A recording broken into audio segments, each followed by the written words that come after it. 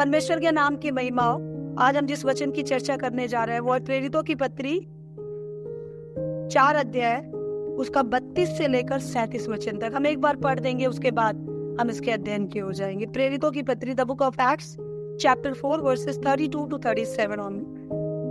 विश्वास करने वालों की मंडली एक चित्त और एक मन की थी। यहाँ तक कि कोई भी अपनी संपत्ति अपनी नहीं कहता था, परंतु सब कुछ साझे में था। प्रेरित बड़ी सामर्थ से प्रभु यीशु के जी उठने की गवाही देते रहे और उन सब पर बड़ा अनुग्रह था।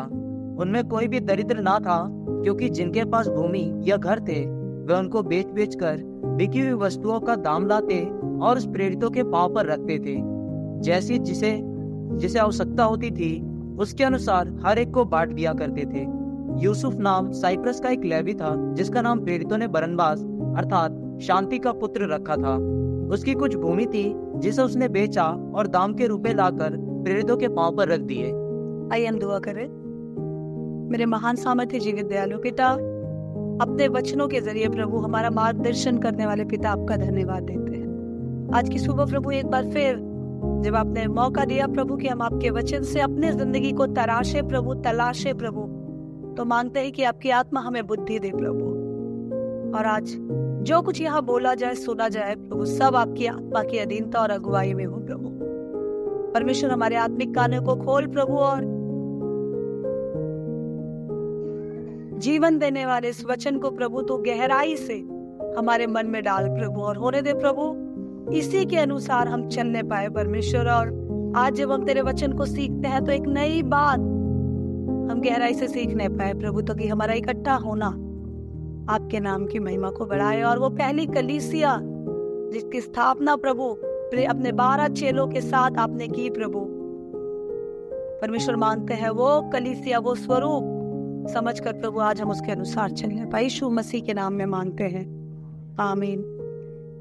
हमने लास्ट सेशन फिनिश किया प्रेरितों में से पतरस और यूहन्ना और चेलों की प्रार्थनाओं से, और हमने देखा कि कैसे उन्हें बंदी गृह में बंद कर दिया गया, कारागृह में।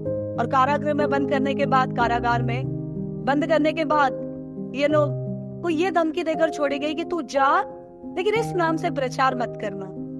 इनको ये क्लियर इंस्ट्रक्शन मिली थी, निर्देश मिला था कि तू कुछ नहीं कर, घूम खा पी, इस नाम से, जो यीशु के नाम से जो पूरे शहर में प्रचार कर रहा है, दोबारा इस नाम से तू प्रचार मत करना। लेकिन हम नेक्स्ट मूवमेंट में देखते हैं, और जो लास्ट वीक का एक बहुत इंपॉर्टेंट डिस्कशन था हमारा कि ये जब छूटे तो सबसे पहले अपने लोगों के बीच गए, अपने माँ बाप भाई बहन नहीं, अपने लोग अर्थात वो लोग जो मसीह लोग थे जो इनका इंतजार कर रहे थे। और वहां जाकर इन्होंने प्रार्थना की, और वहां पे हमने खत्म किया था बहुत सारी बारीक डिस्कशंस के बाद की उस प्रार्थना की सबसे खास बात ये थी कि इन लोगों ने प्रभु से वो मांगा जो करने के लिए इन्हें रोका गया था।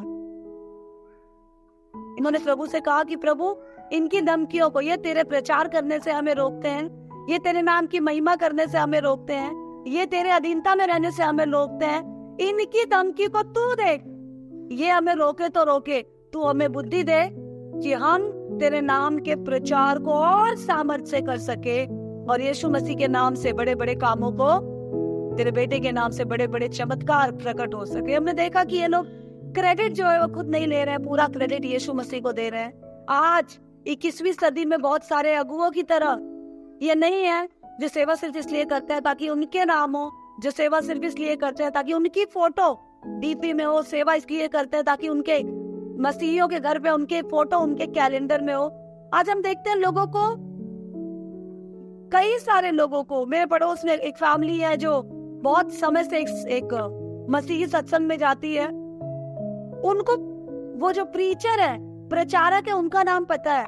वो बोलते हैं प्रचारक में बहुत अभिषेक है, वो प्रचारक बहुत सामर्थ्य है, बट उनको यीशु मसीह का नाम पता नहीं है अभी तक। पर जब हम प्रेरितों की प्रार्थनाओं को पिछले सेशन में हम देख रहे थे, ये लोग अपना प्रचार नहीं कर रहे थे, ये लोग यीशु मसीह का प्रचार कर रहे थे। हमारी कांग्रेगेशन को, हमारी कलीसिया को, हमारे नाम को, हमारे फेस को, हमारे ग्रुप को, हमारे एटीट्यूड को, हमारे रवैये को, हमारे प्लान को लोग जाने ना जाने कोई प्रॉब्लम नहीं है, पर हमारी सेवकाई के बाद लोग प्रभु को ना जाने तो हमें जांचना बहुत जरूरी है कि हम किसकी सेवा कर रहे हैं। ये लोग प्रभु की सेवा करते थे और इन्हें रोका गया उसका प्रचार करने से, इन्होंने एग्जैक्ट अपोजिट प्रार्थना की कि प्रभु तो हमें सामर्थ्य दे कि हम उसका प्रचार और सामर्थ्य के साथ कर सके। और इसके बाद वहां पर जब इन्होंने प्रार्थना की तो जमीन कांप गई, हिल गई और ये लोग पवित्र आत्मा की सामर्थ्य से भर गए। और हम आगे देखते हैं आज के सेशन में 32 वचन से कि ये लोग बहुत यूनिक मंडली थे। और आज मैं जब इस वचन पे सुबह मनन कर रही थी, अर्ली मॉर्निंग उठकर, तो मनन के समय आज एक बहुत खूबसूरत बात मेरे मन में आई जो मैं आपसे शेयर करूंगी। And it's really a revelation. ये पहली कलीसिया है और पहली कलीसिया का पहला गुण, अभी तक हम क्या देख रहे थे, पतरस ने प्रचार किया, प्रचार करने के बाद बहुत सारे लोगों ने बपतिस्मा लिया, प्रभु में आए। अभी तक हम देख रहे थे प्रचार के दौरान, क्योंकि ये लोग ऑलरेडी मसीह विरोधी थे, जब प्रभु में लोग आ गए तो यहूदी और बहुत सारे अन्य जाति लोग इनका विरोध करने लगे, यहूदी पंथ के लोग, माफ कीजिए हम लोगों ने। लेकिन अभी तक हमने एक ग्रुप के स्ट्रक्चर, कलीसिया के एग्जैक्ट स्ट्रक्चर को नहीं देखा। अब हम देखते हैं विश्वासी लोग जो इनमें जुड़े हुए थे, उनका रवैया कैसा था। मैंने आपको बार बार इस बारे में बताया है कि प्रेरितों की पत्री एक मॉडल चर्च है। जैसे एक बिल्डर अगर बिल्डिंग बनाता है तो वो क्या करता है, और जब वो अपने फ्लैट्स को सेल करता है तो उससे पहले एक मॉडल तैयार करता है शीशे के एक बक्से में। वो बिल्डिंग कैसी होगी, उसके आसपास का क्या क्या फैसिलिटीज होगी, कितना चौड़ा रोड होगा, कैसी बैल्कनी दिखेगी और शहर का व्यू उस बिल्डिंग से क्या होगा, वो मॉडल बनाकर, वो नमूना बनाकर वो अपने फ्लैट्स को सेल करता है। ये जो प्रेरितों की पत्री है, ये आने वाले, स्थापित होने वाले सालों साल यीशु के दोबारा आने तक, यीशु का काम जब तक चलेगा तब तक उस संगति का नमूना है कि हम लोग जब अपने आप को मसीह कहते हैं, हम आगे देखेंगे अंताकिया में सबसे पहले ये लोग मसीह कहलाए गए। बहुत ब्यूटीफुल बुक है यार, this is one of my favourite books.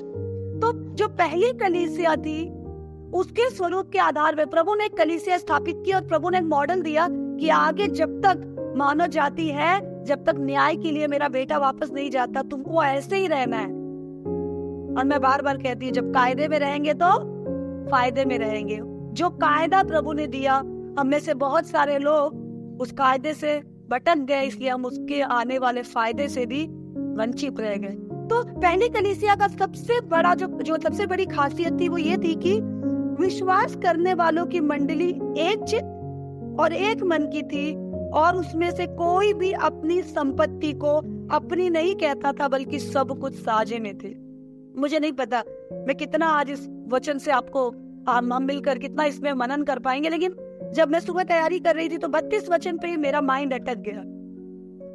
विश्वास करने वालों की मंडली एक मन, एक चित्त थी, एक ही उनकी विचारधारा थी और एक ही तरह का दिल था उनका, हर चीजों को लेकर, हर कामों को लेकर। वो इतने पागल हो गए थे उस संगति में कि उनमें से कोई अपनी प्रॉपर्टी को अपनी नहीं कहता था। मतलब उनको घर जाकर अपनी प्रॉपर्टी संभालना, घर जाकर अपनी खेती बाड़ी संभालना, घर जाकर अपने जानवर संभालना उनको वेस्ट ऑफ टाइम लगता था।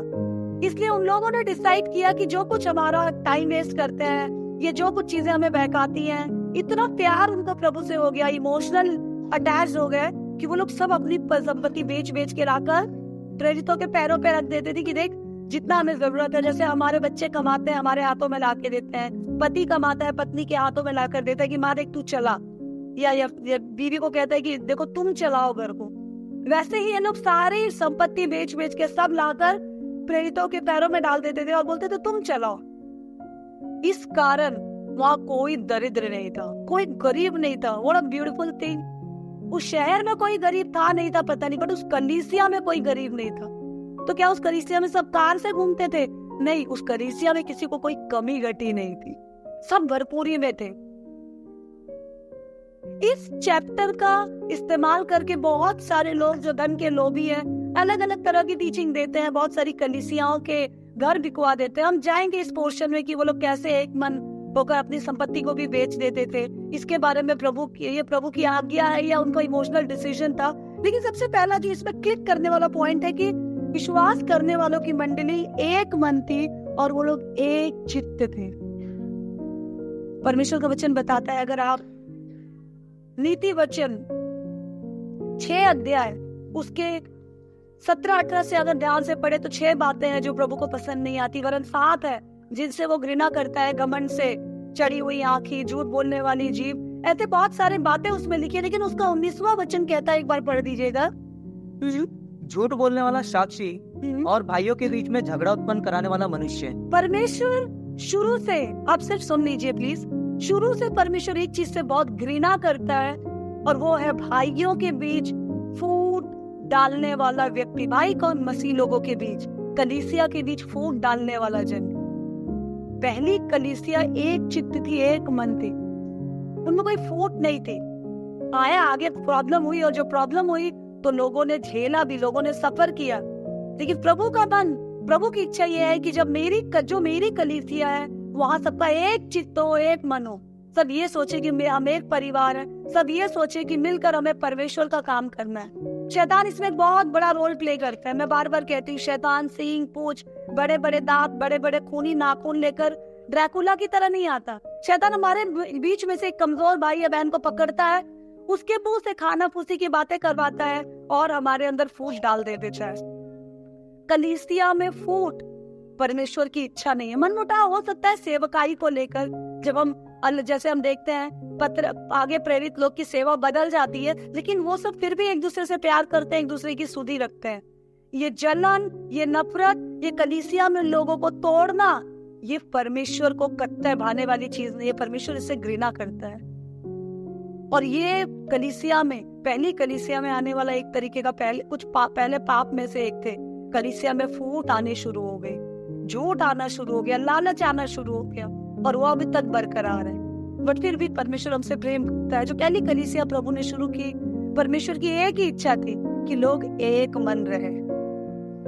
और इसीलिए हर समय हर एक विश्वासी की लाइफ के लिए बहुत इंपॉर्टेंट स्टेप है कि वो जांचते रहे, मैं जोड़ने वाला हूँ या मैं तोड़ने वाला हूँ। हमें बहुत सारे लोग जिंदगी में बहुत सारी तकलीफों का सामना कर रहे हैं, बहुत सारी प्रॉब्लम्स अपनी पर्सनल लाइफ में, फैमिली लाइफ में फेस कर रहे हैं। आपको कई बार लगता होगा, नशा तो मैं करता नहीं हूँ, संसार की सृष्टि की आराधना तो मैं करता नहीं हूँ, जिंदा या मरे हुए इंसान को, आम इंसान को तो मैं पूछता नहीं हूँ, मैं प्रभु को समर्पित नहीं है ऐसे कामों में भाग लेता नहीं हूँ, नशा तो मैं करता नहीं हूँ, गाली तो मैं देता नहीं हूँ।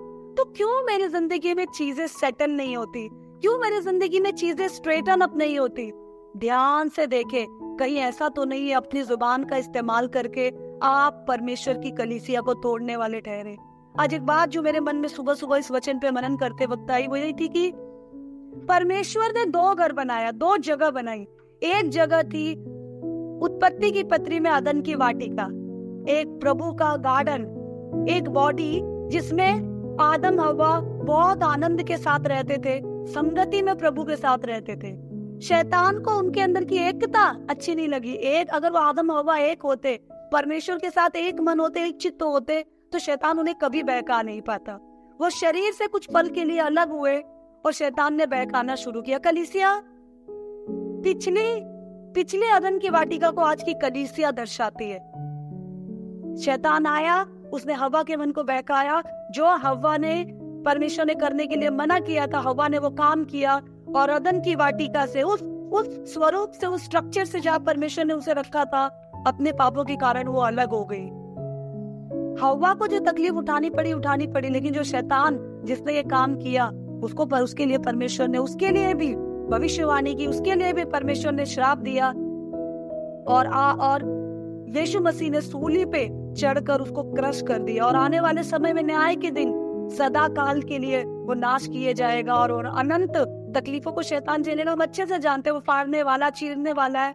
हम बहुत बार शैतान का डिस्कशन अपनी कलीसिया, अपनी संगति में नहीं करते, क्योंकि प्रभु की महिमा के लिए ये वक्त कम है, तो हम क्या शैतान करें। और हम जानते हैं उसके पास कोई ताकत नहीं, वो सिर्फ हमें बहकाएगा। जब तक हम अपने कदमों को टेढ़े ना करें तब तक वो हमें नुकसान नहीं पहुंचा सकता, क्योंकि प्रभु ने ये अधिकार उसे नहीं दिया। सारा अधिकार यीशु ने सूली पे चढ़कर अपने हाथों में ले लिया, लेकिन उसने हवा को कमजोर जाना, बहकाया, और हवा का इस्तेमाल करके जो स्थान प्रभु ने उसके लिए रखा था, वहां से उन दोनों को उसने निकलवा दिया, अदन की वाटिका से आउट।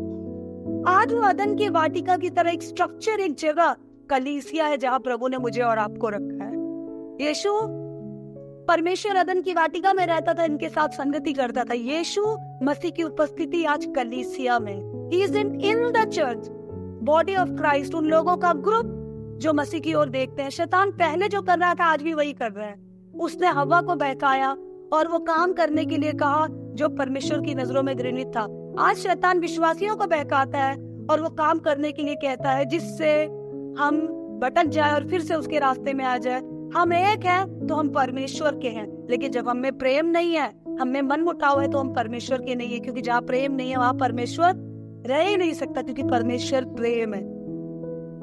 तो शैतान आज क्या करता है, एक चित्त एक मन रहने वालों की मंडली में वो जाकर बात करता है, लोगों के मन में ऊंच नीच की भावना डालता है। देखिए सही नहीं है, ये जगह सही नहीं है। हम में तो जो कमजोर है उनकी जुबान का वो इस्तेमाल करता है। जहाँ बैठेंगे वहाँ पादरी की बुराई, जहाँ बैठेंगे वहाँ कलीसिया की बुराई।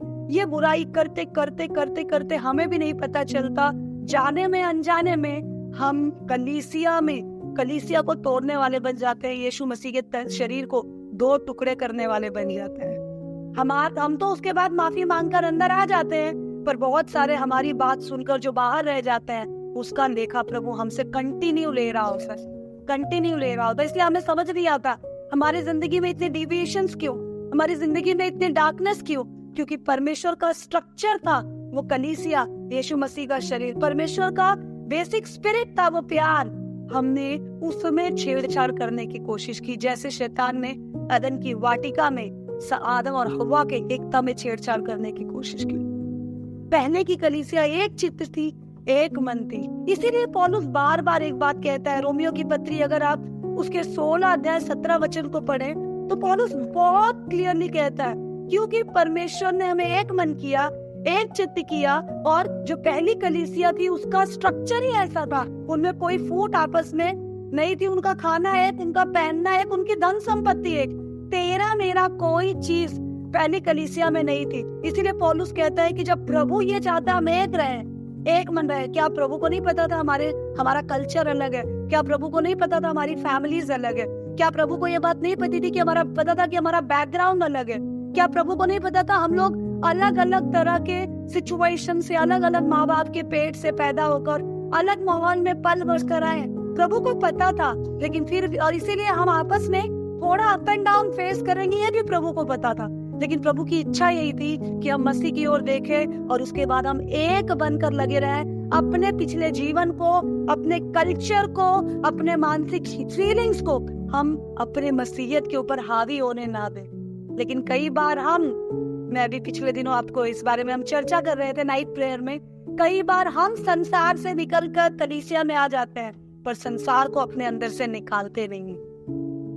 हम अपने पुराने जीवन से निकलकर कलीसिया में आ जाते हैं, लेकिन अपने पुराने जीवन को अपने अंदर से निकालते नहीं है। हमारा शरीर चर्च में होता है, बट हमारा कैरेक्टर, हमारा मन अभी भी हमारी पुरानी जिंदगी को हॉन्ट कर रहा होता है, उसी के पीछे पीछे भाग रहा होता है। इसीलिए वो जो रवैया हम कलीसिया में जुड़ने से पहले अपने साथ लेकर जी रहे थे, वो फूट, वो लड़ाई, वो कलेश, इसीलिए बार बार वो उफान मार मार कर वो आदतें हमें मजबूर करती है कि परमेश्वर की कलीसिया की एकता को तोड़े। और मैं आपको बताना चाहती हूँ, प्रभु की नजरों में मुझे ऐसा लगता है ऐसे लोगों के लिए कोई स्थान ही नहीं है।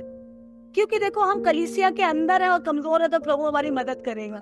जो प्रेम को छोड़कर फूट डालता है, 2 विश्वासियों को, मसीहियों को अलग करने वाली कोई भी बात करता है, वो जन के लिए प्रभु का वचन क्या कहता है, ध्यान से सुनिएगा। रोमियो की पत्री 16 अध्याय 17 वचन। अब हे भाइयों, मैं तुमसे विनती करता हूँ कि जो लोग उस शिक्षा के विपरीत जो तुमने पाई है, फूट डालने और ठोकर खिलाने का कारण होते हैं, उन्हें ताड़ लिया करो और उनसे दूर रहो। क्योंकि ऐसे लोग हमारे प्रभु मसीह की नहीं, परंतु अपने पेट की सेवा करते हैं और चिकनी चुपड़ी बातों से सीधे साधे मन के लोगों को बहका देते हैं। यस, पौलुस साफ साफ कहते हैं, ये बाइबल पौलुस ने नहीं लिखी, परमेश्वर की आत्मा ने परमेश्वर ने अपनी आत्मा की प्रेरणा से ये बाइबल लिखवाई। चाहे पौलुस की पत्री हो, चाहे पतरस की पत्री हो, इसका रचयिता है परमेश्वर ही है। परमेश्वर कहता है तुम्हारे बीच में जो चिकनी चुपड़ी बातें हमदर्द बनकर, प्रेमी बनकर जो बहका देते हैं, फूट डालते हैं कलीसिया में। फूट डालने का मतलब क्या है? बहुत बार सच बोलकर, बहुत सारी बार झूठ बोलकर, बहुत सारी बार अफवाहों की बातें सुनकर आपस में लग जाते हैं। एक बहन को कोई चीज बुरी लगी या एक भाई को कोई चीज बुरी लगी, ध्यान दीजिए इधर, हम वो बात सुन लेते हैं, हम तीसरों को बोलते, पता है तुम्हें चर्च में ऐसा हुआ, उस जन को उसके साथ ऐसा नहीं करना था। हमें कोई जरूरत नहीं है इन बातों में इन्वॉल्व होने की, हमें कोई जरूरत नहीं है ऐसी बातों की चर्चा करने की, फिर भी हम बोलते हैं। हम उस बात को, उस लेडीज मीटिंग में मैं पिछले दिनों कह रही थी, बहुत सारी बातों को हम जहां की तहां खत्म कर सकते हैं, पर कई बार हम बात को खत्म नहीं करते। हमको घर में सर्दियों के मौसम में अगर समय पे खाना नहीं मिला, हम चला लेते हैं, बट कलीसिया में एक गिलास पानी समय पे नहीं मिला, हमारे बीच में ये विवाद का विषय बन जाती है। घर में प्रभु में नहीं थे, माँ बाप से 2-4 थप्पड़ खा लेते थे, धक्का मुक्की लग जाती थी, हम दूसरे दिन भूल जाते थे। कलीसिया में किसी ने एक शब्द बोल दिया, जहाँ सहन शक्ति अपनी चरम सीमा पे होनी चाहिए, वहाँ हम छोटी छोटी बातों में रत्ती भर सहन शक्ति दिखाते नहीं है। हम कलीसिया में जाते ही नवाब बन जाते हैं, जबकि हमारा प्रभु दीन होकर शून्य बन गया, और हमारे मन में ये खुराफात चलती है, उसको अपनी जुबान के फाटक से निकाल कर हम दूसरों के मन को भी मैला कर देते हैं, और स्लोली हम उस कमजोर इंसान की विचारधाराओं को बदल कर जाने अनजाने में उसे मसीह से दूर कर देते हैं। पौलुस बहुत साफ साफ करता है, ऐसे लोगों को ताड़ लो जो तुम्हारे बीच में है, जो खुद को मसीही दिखाते हैं, चाहे महिला हो या पुरुष। पौलुस ने ये नहीं कहा ऐसे पुरुषों को ताड़ लो या ऐसे बहनों को ताड़ लो, पौलुस ने कहा ऐसे लोगों को ताड़ लो, उन पे नजर रखो जो कलीसिया में फूट डालते हैं। ऐसे लोगों का क्या करो, एक बार फिर पढ़िएगा प्लीज। मैं तुमसे विनती करता हूँ कि जो लोग उस शिक्षा की विपरीत जो तुमने पाई है, फूट डालने और ठोकर खिलाने का कारण होते हैं, उन्हें ताड़ लिया करो और उनसे दूर रहो। उन्हें ताड़ लो और उनसे दूर रहो। इसका मतलब जानते हो, वो लोग कलीसिया में रहने लायक नहीं। और एक और बात, अगर हम मरकुस का सुसमाचार 14 अध्याय उसके 19 वचन को पढ़े तो आपको याद होगा, यीशु मसीह अपने पकड़वाने वाले के बारे में भविष्यवाणी करता है कि तुम में से एक है। लोग एक साथ खाना खा रहे थे, यीशु मसीह कहता है तुम में से एक है जो मुझे पकड़वाएगा। और उस समय चेले क्या करते हैं, ध्यान से सुनिएगा। उन पर उदासी छा गई और वे एक एक करके उससे कहने लगे, क्या वह मैं हूँ? हाँ, जब चेलों को ये पता चला कि प्रभु कह रहा है तुम में से एक है जो मुझे धोखा देगा, तो वो एक दूसरे को शक की निगाहों से नहीं देख रहे थे। पक्का यही करेगा, इसकी शक्ल बताती है कि चोर है, पक्का यही करेगा, इसकी शक्ल बताती है कि धोखेबाज है। नहीं, वो पूछ रहे थे प्रभु से, प्रभु क्या वो मैं हूँ? प्रभु क्या वो मैं हूँ? अगर मैं हूँ तो मैं अपने आप को सही कर लूं, अगर मैं हूँ तो प्रभु तो अभी बता, ताकि वो मिस्टेक करने से मैं बच जाऊं। परमेश्वर ये एक्सपेक्ट करता है कि जब हम इस वचन को सुनते हैं, हम इस बात को समझे कि प्रभु की मनसा है हम एक मन के रहे। और अगर हमें सीधा खरा रहना है तो हमें इस बात को ध्यान देनी है कि हम कलीसिया में फूट डालने वाले, जो एक स्ट्रक्चर, एक सिंगल बॉडी, जिसकी चर्चा कुरिन्थियों की पत्री में भी पौलुस कहता है, हाथ अगर सर से कहे कि मैं सर नहीं हूँ, या आंख अगर मुंह से कहे कि मैं आंख नहीं, तू आंख नहीं है, तो ये गलत बात है। हर अंग को प्रभु ने उसकी कुछ विशेषता के साथ बनाया है। यहाँ की कुछ अशोभनीय अंग भी प्रभु ने इसलिए बना, उसको शोभनीय बना दिया, उसका वैल्यू बढ़ाकर, उसको वैल्यूएबल काम देकर। इसलिए जैसे शरीर के हर अंग हमारे जीवन के लिए इम्पोर्टेंट है, वैसे ही कलीसिया में आने वाला एक एक जन उस अंग की तरह इम्पोर्टेंट है। इसलिए किसी को कमजोर या किसी को मजबूत जानकर, अपने आप को बड़ा जानकर फूट डालने की कोशिश ना करे। पहली कलीसिया एक मन थी, एक चित्त थे। जब यीशु मसीह ने अपने चेलों के सामने भविष्यवाणी की तो उन्होंने दूसरों को नहीं, खुद को जांचा। आज हम लोग खुद को जांचना ही नहीं चाहते। जब प्रीचिंग सुनते हैं तो हमें ख्याल आता है वो बहन को सुनना था, मेरे पति को सुनना था, मेरे भाई को सुनना था। हमें ऐसा लगता है हम बिल्कुल परफेक्ट है, हमें अपने जिंदगी में किसी भी तरह के किसी भी करेक्शन की जरूरत ही नहीं है। प्रभु की पूरी पहले की कलीसिया में थे। यदि आप इसके 33 वचन को पढ़े तो उसमें लिखा है, प्रेरित बड़ी सामर्थ से प्रभु यीशु के जी उठने की गवाही देते थे। वो लोग बहुत सामर्थ से गवाही देते थे। क्यों सामर्थ थी प्रभु की उसमें? क्योंकि वो एक मन के थे, उनको चलाने वाला परमेश्वर का आत्मा था। और उसके बाद प्रभु का वचन बताता है कि उनमें कोई अपनी चीज को अपना नहीं कहता था, सब साझी की थी, इसलिए उनके बीच में कोई दरिद्र नहीं था। अगर आप दूसरा कुरिन्थियों 8 अध्याय उसको ध्यान से पढ़ें, 8 और 9 हम जब ध्यान से पढ़ते हैं तो उसमें दिया गया है देने के बारे में कि कैसे प्रभु में भेंट को देना है। हम लोग बार बार इसकी चर्चा करते हैं कि सदूकी और फरूसी के समान मत बनो, जो अपने दशवांश तक सीमित रहते थे, पर उनका मन प्रभु में नहीं लगा। वो अपने धनिया, पुदीना, जीरा तक का दशवांश तो देते थे, लेकिन उनका मन परमेश्वर या उसकी सेवकाई की ओर बिल्कुल नहीं लगाता। और नया नियम हमें बताता है, ना कुड़ के ना दबाव से, जिसके जितने मन में आए उतना प्रभु को देना। इसलिए देने के मामले में हम में से बहुत सारे लोग इमोशनल होकर फैसला कर लेते हैं और उसके बाद हम बहुत तकलीफ का सामना करते हैं। दूसरा कुरिन्थियों 8 अध्याय एक और बात बताती है कि प्रभु ने तुझे इसलिए ज्यादा दिया ताकि जिसके पास कम है तो उसकी पूर्ति करे और कलीसिया में इक्वालिटी बनी रहे, तुम्हारे बीच में कोई दरिद्र ना हो। अभी हमने व्यवस्था विवरण खत्म किया, उसमें साफ साफ लिखा है तुम्हारे देश में दरिद्र तो जरूर पाए जाएंगे, पर तू अपने देश में रहने वाले दरिद्रों की सुधि रखना। जब तू अपने खेत को काटना तो अनाज को पूरा मत बटोर लेना, तू अनाथ के लिए, विधवाओं के लिए, परदेशियों के लिए छोड़ देना, ताकि जब वो बिनने आए तो उनके भर का पूरा हो सके। प्रभु बार बार इस बात की इंस्ट्रक्शन देता है कि जब तुम्हारे बीच में ऐसे लोग हो जिनको कमी घटी और तेरे पास करने के कुछ लायक हो तो तू जरूर करना। और खुदा का कलाम कहता है, जो भलाई करना जानता है पर नहीं करता, उसके लिए वो श्राप गिना जाता है। पहले की कलीसिया में प्रभु का कोई ऐसा आदेश नहीं था, कोई ऐसी आज्ञा नहीं थी कि तुम अपनी प्रॉपर्टी बेच दो। ये लोग इतने भावनात्मक रूप से इतने जुड़ गए थे, ये लोग इतने इमोशनल थे परमेश्वर की पराक्रम के कामों को देखकर कि ये सब अपनी प्रॉपर्टी को बेच कर एक कॉमन पूल में, एक कॉमन अकाउंट था जिसमें लाकर रख देते थे, क्योंकि इनको भरोसा था हमारा जो अगुआ है वो बेईमानी नहीं करेगा, वो हमारी जरूरतों को पूरा करेगा। जब हमें प्रभु से प्यार हो जाता है, इसमें और चर्चा मैं आगे करूंगी जब हम लोग इसके नेक्स्ट पोर्शन को 5वें अध्याय में डिस्कस करेंगे। प्रभु नहीं कहता कि आप लोग पूरी प्रॉपर्टी बेच दो, पर प्रभु ये कहता है आपका सब कुछ प्रभु का है।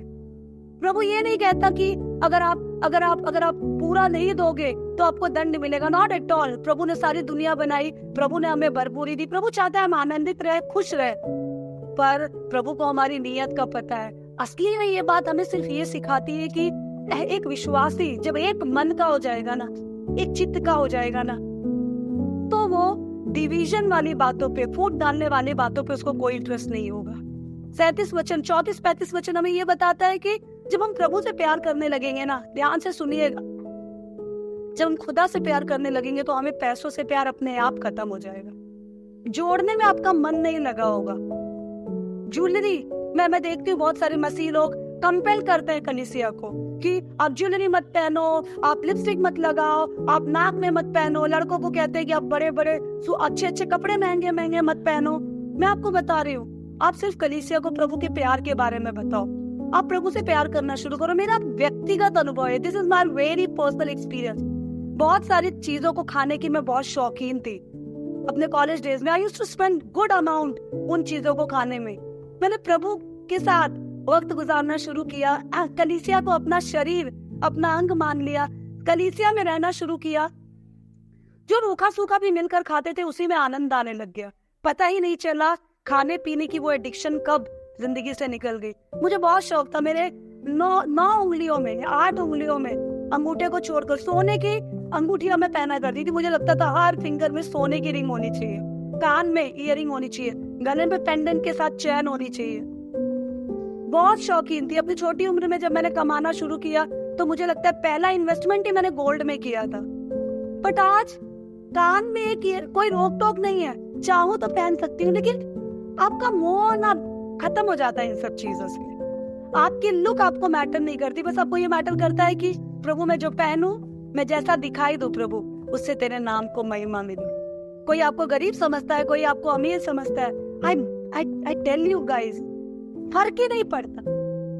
आपके पहनावे को देखकर लोग आपको जज करेंगे, मायने ही नहीं रखता। लोग सोचेंगे अरे यार ये इतने महंगे या सस्ते कपड़े पहनते, कोई फर्क नहीं पड़ेगा। जब आपको प्रभु से प्यार हो जाएगा तब आपका धन से पूरा प्यार खत्म हो जाएगा। पहले की कलीसिया इमोशनल थी, भावुक थी। मैं नहीं कहती कि आप भावना में आगे बड़े बड़े डिसीजन लो कि मैं भी आज आप वचन सुन रहे हो और आप सोचे मैं भी अपनी प्रॉपर्टी बेच दूंगा, क्योंकि इमोशनल होकर अगर आप फैसला लेंगे तो होश में आने के बाद आप पछताएंगे, और जब आप पछताएंगे तो आप प्रभु के दंड के भागी ठहरेंगे। प्रभु नहीं चाहता हम सब बेच बाच के लुटा दे, पर प्रभु ये चाहता है ईमानदारी से पूरे उसके हो जाए। और ये पहले की कलीसिया का लक्षण इस बात को बताता है कि जब परमेश्वर के हम हो जाते हैं ना, तो हम दूसरे किसी चीज के हो नहीं सकते। आपको ये मेकअप शेकअप, आपको ये शोशा, आपको ये लग्जरी सही बात है, आप जरूरत के लिए इस्तेमाल करेंगे। आप मुझे 10 मीटिंग में जाना है, मैं पैदल नहीं चलूंगी, मैं कोशिश करूंगी मैं ट्रेन से जाऊं और टाइम बचाने के लिए मैं फ्लाइट से जाऊं। जरूर मैं इस बात की कोशिश करूंगी और उसके लिए प्रभु इंतजाम करेगा। बट पहले क्या था, पहले हमारे अंदर एक शौक था कि ये हम फ्लाइट से ट्रैवल करेंगे। पहले हमारे अंदर एक शौक था कि नहीं, हमको कोई पैदल चलता ना देखे। वो सब खत्म हो जाएगा, आप सीधे जमीन पर पहुंच जाएंगे जब आपको प्रभु से प्यार हो जाएगा।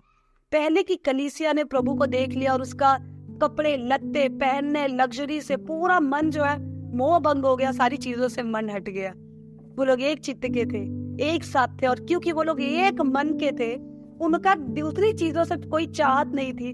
वो लोग एक ही काम करते थे। That was very beautiful. वो मिलजुल कर क्या काम करते थे? इकट्ठा होकर चुगलियां नहीं करते थे, वो इकट्ठा होकर इधर उधर की बातें नहीं करते थे। और बहन बताओ आज खाने में क्या बनाया? दे वर नॉट डिस्कसिंग दैट, क्योंकि उनके पास इसके लिए टाइम नहीं था।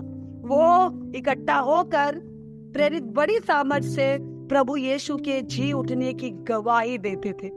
उठते बैठते सोते जागते अपने माथे पे लिख देना, अपने दीवारों पे लिख देना, बाजुओं पे लिख देना, अपने चौखटों पे टांग देना, प्रभु की आज्ञा है, क्योंकि इसी के अनुसार चलने से तेरे सारे काम सफल होंगे और तू प्रभावशाली होगा। खुदा का कलाम शुरू से इस बात को मुझे और आपको चिताता है। विश्वास करने वालों की मंडली मिलजुल कर प्रभु के जी उठने की गवाही की चर्चा करते थे। और वो लोग इस बात, शायद उनको लगता होगा यीशु कुछ ही दिनों में वापस आ जाए, हो सकता है, उनको नहीं पता कब आएगा, हमें भी नहीं पता कब आएगा। वो बातें करते होंगे, हमने अपने सामने जी उठते देखा। और यार पतरस कहता होगा तो मैं उसके साथ रहा। तुझे पता है पहली बार क्या हुआ था? मैं एक बार नाव पे मछली पकड़ रहा था और मुझे मछली नहीं मिली। आप सोचो ना, पतरस लोगों को ऐसे ही बोल रहा होगा ना, मछली मिली नहीं, मैं तो बड़ा हैरान परेशान। बताओ, पानी में पूरी रात सड़ गया और कुछ मिला भी नहीं, दूसरे दिन ये आ गए। मैंने तो देखा है तो कोई आम आदमी है, ऐसे बोलता होगा पतरस, मैं यकीन करती हूँ, क्योंकि अनोखे जन नहीं थे, वो भी मेरी और आपकी तरह आम इंसान थे। वो आए और आने के बाद उसने बोला जाल डाल। पहले तो मुझे लगा ये अजीब इंसान है, यहाँ क्या जाल डलवा रहा है, पूरी रात तो मैंने यही जाल डाला। पता नहीं मेरे मन में क्या आया उस दिन, मैंने जाल डाल दिया। अरे भाई 153 के आसपास बड़ी मछली और न जाने कितनी मछलियों से जाल फट रहा था। तब भी मुझे समझ आ गया बंदा कुछ तो है। जरूर पतरस ऐसा बोलता होगा, एक आम अनपढ़ इंसान था वो। उसके बाद मैंने सोचा चल देखते हैं ये कौन है। चलते चलते मैंने तो बड़े बड़े काम देखे। दो मछली 5 रोटी से उसने हजारों लोगों को खिलाया, पानी पे चला। अरे वो छोड़, क्या ताकत थी उसमें, तू जानता है। वो पानी पे चला, समझ आता है, उसने मुझे भी पानी पे चला लिया, ट्रांसफर कर दी अपनी पावर उसने मुझ में। करते करते एक दिन मैंने स्वर्ग में उसे जाते हुए देखा भाई। और वो ऐसे ही नहीं गया, मर गया। मरने के बाद हम तो मातम मना रहे थे कि अब तो भाई गया, धोखा हो गया हमारे साथ। लेकिन सच में प्रभु विश्वास योग्य बना रहता है, उसने धोखा नहीं दिया। वो तीसरे दिन जी उठा।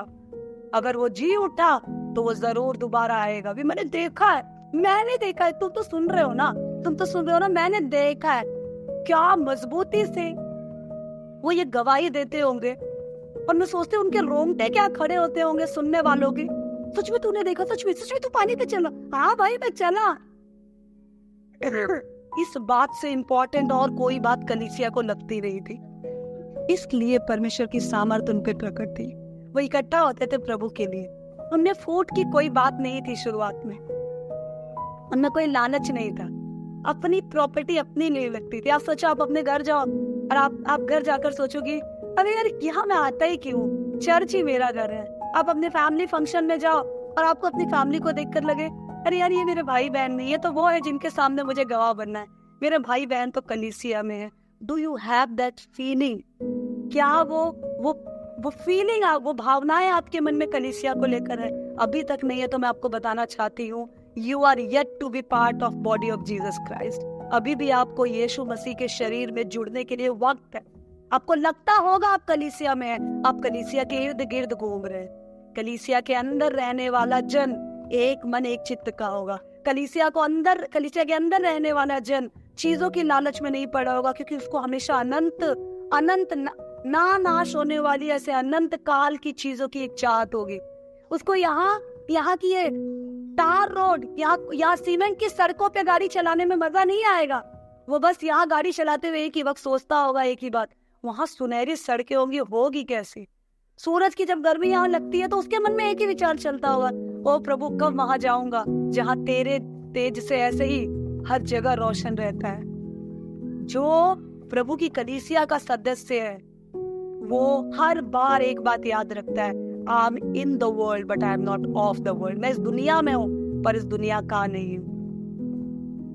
ये वचन हमें बहुत गहराई से अंदर तक इंस्पायर करते हैं। ये लोग सब कुछ बेच बेच के अपना जो उनमें थे, जिसको जो जरूरत होती थी दे देते थे। ले भाई तू कमजोरी में मत रह, तू भी तो मेरे प्रभु का है, तू भी तो मेरे प्रभु का है। प्रभु की मॉडल कलीसिया प्रेम की बुनियाद पे आधारित थी। प्रभु की मॉडल कलीसिया अपने से बढ़कर दूसरों को उठाने पर आधारित थी। प्रभु की मॉडल कलीसिया प्रभु की ओर एक चित्त देखकर केवल उसकी सुनने और उसकी बातें कहने पर आधारित थी। दुनियादारी से कोई लेना देना नहीं था। चीजें बिगड़ जाती है जब लालच आ जाता है। लालच दो तरह का, एक खुद को बढ़ाने का, खुद की पोजीशन को बढ़ाने का, दूसरा खुद की संपत्ति को बढ़ाने का। और ये दोनों चीज, खुद को बढ़ाने का लालच हमें लोगों को गिराने पे मजबूर कर देते हैं और इसी कारण हमें नहीं पता चलता हम कलीसिया में होकर शैतान के एजेंट बनकर चर्च में काम कर रहे हो। प्रॉपर्टी को बढ़ाने का लालच हमें निर्दयी बना देता है। हम कलीसिया में होकर कलीसिया की उन्नति की नहीं, अपने जमीन जायदाद और अपने गोल्ड और सिल्वर को बढ़ाने की कोशिश में लगे रहते हैं। खुदा का कलाम कहता है एक जन दो स्वामियों की सेवा नहीं कर सकता। हम सेल्फ को और प्रभु को दोनों को एक साथ अपनी जिंदगी दे नहीं सकते। एक के साथ तो हम थोड़ी बेईमानी करेंगे ही करेंगे। इसलिए आज जब हम इस वचन को सुनते हैं तो अपने आप को अच्छे से जांचे। ऐसा ना हो जैसे हवा को शैतान ने अदन की वाटिका में बहकाया, एक फल के लिए बहक गई, उसने ईमान बेच दिया। एक फल जिसको खुदा ने खाने के लिए मना किया था उसे शैतान के कहने पे उसने खा लिया। ऐसे ही हमें सांसारिक फल खिलाकर शैतान बहुत सारे आत्मिक फलों से आज भी वंचित कर देता है। हमको पता ही नहीं चलता। और वो इस्तेमाल किस चीज का करता है? हमारी जुबान का। वो इस्तेमाल किस चीज का करता है? हमारे मन का। वाह उसकी साड़ी तो देखो, वाह उसकी गाड़ी तो देखो, वाह उसके कपड़े तो देखो, वाह उसका घर तो देखो, ये कल की आई आज कैसे बड़ी हो गई। अरे प्रभु कलीसिया में लोगों को बढ़ाने और उठाने वाला है। आप जलन क्यों करते हैं एक दूसरे को देखकर? आप क्यों नहीं प्रभु की महिमा करते कि देखो इसने कल ही मेरे प्रभु को जाना और आज कैसे ये मेरे प्रभु की महिमा कर रही है। जिस दिन आप प्रभु को अपना मान लेंगे ना, मैं एक चिन्ह बताती हूँ, this is my very own personal experience. जिस दिन आप प्रभु को अपना मान लेंगे ना, आपको इस संसार का हर विश्वासी नया पुराना जो बहुत पागलों की तरह प्रभु की सेवा करता हुआ दिखाई देगा ना, आपको उससे जलन नहीं होगी, क्योंकि आपके मन में खुशी होगी मेरे पिता की महिमा हो रही है। कोई बात नहीं, काम तो मेरे पिता का। अगर ये फीलिंग नहीं होती है, अगर विश्वासियों की उन्नति सोच के जलन होती है, आम कलीसिया के अंदर रहकर कलीसिया के विरोधी है। लोगों को ये जलन तोड़ने वाली बातों को प्रेरित करती है। वो ऐसा है, वो वैसी, हम कमजोर है, इसीलिए तो हमें डॉक्टर की जरूरत है। हमारा डॉक्टर यीशु मसीह है। हम टूटे हुए हैं, इसलिए तो हमें एक होने की जरूरत है और वो एकता की बुनियाद यीशु मसीह है। कलीसिया में फूट डलेगी तो संसार में क्या होगा भला? कलीसिया में लोग कमाई की बातें सोचेंगे, धन इकट्ठा करेंगे तो संसार में क्या ही होगा भला? इसलिए प्रेरितों की पत्री के जब 4 से 32 अध्याय को हम वचन को हम सुनते हैं, 4 के 32 से 37 तक, तो अपने आप को जांच ले कि हम एक मन एक चित्त के हैं। हम अपने आप को जांच ले, हमारा मन किस ओर लगा है। प्रभु घृणा करता है भाइयों के बीच फूट डालने वाली जुबान से। पौलुस कहता है जो तुम्हारे बीच में फूट डालने की बातें करते हैं, ऐसे लोगों को ताड़ लो और ऐसे लोगों से दूर रहो। कहीं ऐसा तो नहीं हम फिजिकली शारीरिक रूप से चर्च के अंदर बैठे हैं पर हमें ताड़ कर प्रभु ने अलग ही कर रखा है। जो आपको ये शिक्षा देते हैं संसार में बैठकर कि प्रभु सजा नहीं देता, प्रभु को सब कुछ चलता है, उनसे जाकर एक ही बात कहना, यीशु मसीह को जान लेना पाप करने का लाइसेंस नहीं दे देता। प्रभु कल भी पवित्र था, वो आज भी पवित्र है। कल भी वो पाप से घृणा करता था, आज भी वो पाप से घृणा करता है। कल भी उसने मूसा को सजा दी जब मूसा ने उसकी इच्छा नहीं मानी, आज भी वही परमेश्वर अपने बेटे को जिसने सूली पे छोड़ दिया वही कहता है जा दोबारा पाप मत करना, इससे भारी विपत्ति तुझ पे ना आ पड़े। वही परमेश्वर कहता है प्रेम को खोजो, भाईचारे को खोजो, भाईचारे की रीति से एक दूसरे से जुड़े रहो। कोई गंदी बात तुम्हारे मुंह से ना निकले, जरूरत के अनुसार उतनी ही निकले जिससे कलीसिया की उन्नति हो, क्योंकि एकता और प्रेम कलीसिया की बुनियाद है। क्या हमारे मन में एकता है? या हम जब भी देखो कंपैरिजन में जिए जा रहे हैं, हम सिर्फ एक दूसरे को छोटा बड़ा ऐसा वैसा। अगर आज ऐसा है तो आइए अपनी आंखों को बंद करें, अपने दिलों को खोलें और खुदा से कहें, प्रभु वो प्रेम करने वाला मन मुझ में डाल, जाने अनजाने में, अपने जीवन में, अपने चाल चलन में, अपने एटीट्यूड से, अपने गेस्चर से, तेरे काम को, तेरे नाम को, प्रभु तेरी महिमा को मैंने अगर छोटा कर दिया तो मैं माफी मांगता हूँ परमेश्वर। जब मैं पहली कलीसिया के आकृति को, प्रभु स्ट्रक्चर को, उस ऑर्गेनाइजेशन को देखती हूँ प्रभु, तो तेरा प्रेम प्रभु उसमें कूट कूट कर बहता हुआ दिखाई देता है प्रभु।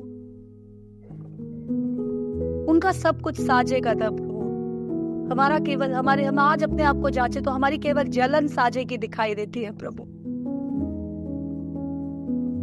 प्रभु प्रेम सब कुछ सह लेता है परमेश्वर, इसलिए मांगते हैं प्रभु कि वो प्रेम आज हमारे बीच दिखाई दे प्रभु। एक दूसरे की तकलीफों को समझने की वो संवेदनशीलता दिखाई दे, जैसा मेरा प्रभु रोया प्रभु, वो दर्द मुझे भी महसूस होने पाए परमेश्वर। धन्यवाद देते हैं इस खूबसूरत वचन के लिए प्रभु, धन्यवाद देते हैं प्रभु कि तेरी आत्मा सिखाने के लिए प्रभु भरपूरी से हमारे बीच है प्रभु। मांगते हैं प्रभु तू मुझसे जो बात करना चाहता है मैं जान नहीं पाऊं प्रभु, समझ नहीं पाऊं। जैसे प्रभु तेरे चेले जब तूने अपने पकड़ाए जाने की बात की तो उन्होंने तुझसे पूछना शुरू किया कि प्रभु वो मैं तो नहीं, वो मैं तो नहीं। प्रभु आज मैं भी जांचने पाऊं प्रभु, कहीं वो फूट डालने वाली मैं तो नहीं प्रभु, कहीं धन के पीछे भागने वाली मैं तो नहीं प्रभु, कहीं वो जलन करने वाली मैं तो नहीं प्रभु, कहीं वो ठोकर खिलाने वाला मैं तो नहीं परमेश्वर। तू मुझसे बात कर प्रभु, क्योंकि मैं जानती हूँ तू व्यक्तिगत परमेश्वर है। मांगते हैं प्रभु ये वचन हमें से बहुतों को प्रभु बुद्धि दे, समझ दे प्रभु, और हम अपने आप की चौकसी करने पाए। तेरे वचन का बोला जाना प्रभु तेरी महिमा को बढ़ाए। इन वचनों के जरिए तेरा राज्य है, तेरी इच्छा पूरी हो। यीशु मसीह के नाम में मांगते हैं,